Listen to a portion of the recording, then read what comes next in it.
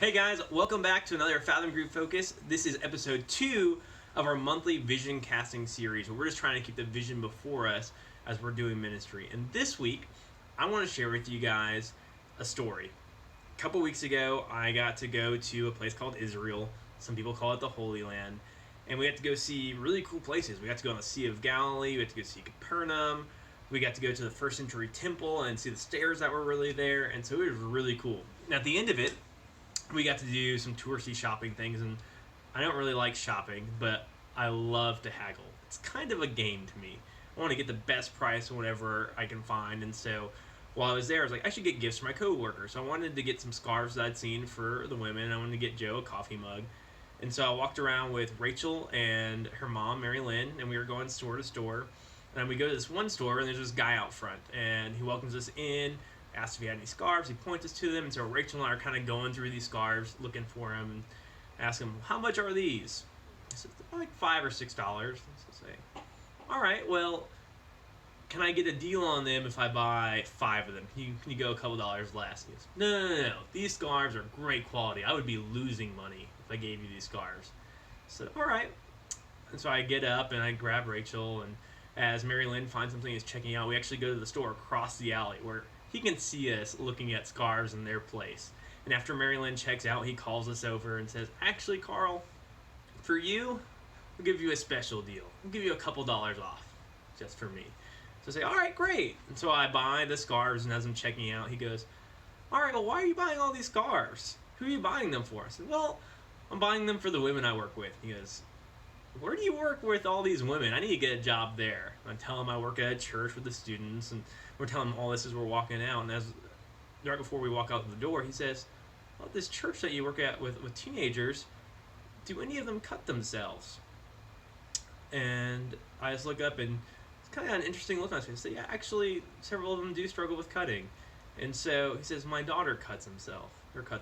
And so, all right, and as we sit there and we talk, we start to ask questions. Rachel, Mary Lynn, and I, and we're trying to ask about who he is and his daughter and their relationship and what they're going through. And we talk for a good while, and then kind of at the end of it, I say, well, sir, are you guys a family of faith? He says, yes, we're Muslim. I said, well, sir, to be honest, I don't know what kind of answers your faith gives in this, but for our students, we share with them the hope of the gospel. Cutting is actually a more of a surface level symptom, where the root of the problem is deeper. And so it's often a coping mechanism. A lot of times they're struggling with feeling overwhelmed, they're stressed, and there's all this tension, they've got to release the tension somehow, or they feel like they've done something wrong and justice needs to be served and they need to be punished, and so they punish themselves to satisfy that desire in them.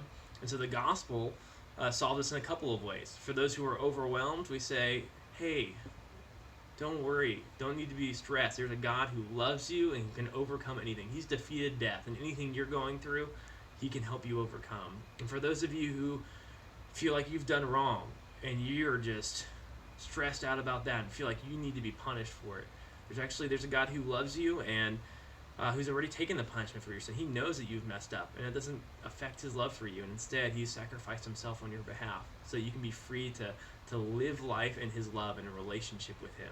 So I had this cool opportunity to share the gospel with him, and gave him my business card at the end. Said, hey, if you ever need anything, just contact me, and said our goodbye. He was super grateful for our time. And just a really neat experience, because all I was hoping to do was get some scarves, and I had a really cool opportunity to talk with this guy and share the gospel.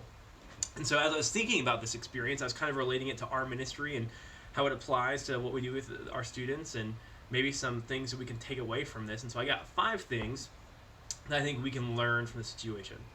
1, I think that what happens best, or what we need best, is we need to connect with people through their need. That's how the gospel works. It's going to be most effective through our need. When we understand our need for Christ, we're going to receive him more. And so for this guy, his need was to find answers for his daughter who is struggling. And so as we understood that was his need, we were able to point the gospel through that need. And for us to find that need, we really have to be really good at asking questions. And so what we need to do in our ministry with our students is say, we need to find what their needs are, or we need to help them understand their needs and point the gospel to their needs. And some of the ways that we need to help find some of their needs is by asking good questions to say, what are you struggling with? What's hard for you? and then show them how Christ walks with them in that. Second thing, we need to be genuine when we're talking about faith with others. We don't just need to be thinking about how do we share the gospel. People aren't projects, they're people. And so the more genuine we are with them, the more we care about them, the stronger our relationship is, the more trust we're going to gain, and actually the better we're going to be able to do ministry with them, the better we're going to be able to share the gospel with them because they feel like we care about them. Third, pray. Pray before, during, and after. When we were there sharing the gospel with this guy, Marilyn told me afterwards that she has been praying the whole time, and I really believe that the Lord is working in our hearts, that He was giving me words to say, that He was allowing us to love Him in a unique way, that He felt like He and His problems were important. Fourth, be ready. If you're going to share the gospel, if you're going to share your faith with your students or with other people, you have to be ready. Most of us would say we know the gospel, but could you share the gospel in 90 seconds? Or could you share the gospel in 5 sentences? We need to be ready at a very high level so that way we can share the gospel in any way possible. If you know it succinctly and clearly, you'll be able to share it very succinctly and clearly and easily. So be ready. And if you're not able to do that, if you're not able to share the gospel in 9 seconds, I would challenge you to write it out in 5 sentences. So that way you are prepared for the next opportunity you get. Last thing, follow up. I was able to give this guy my business card, but I wish I would have also gotten his email. So I could have emailed back a week later and said, hey, how are things going? I want you to know I'm still praying for you and your daughter. And it just would have been nice for him to realize, hey, I'm not only caring about you when you're right here in front of my face, but you're important even when I don't just run into you.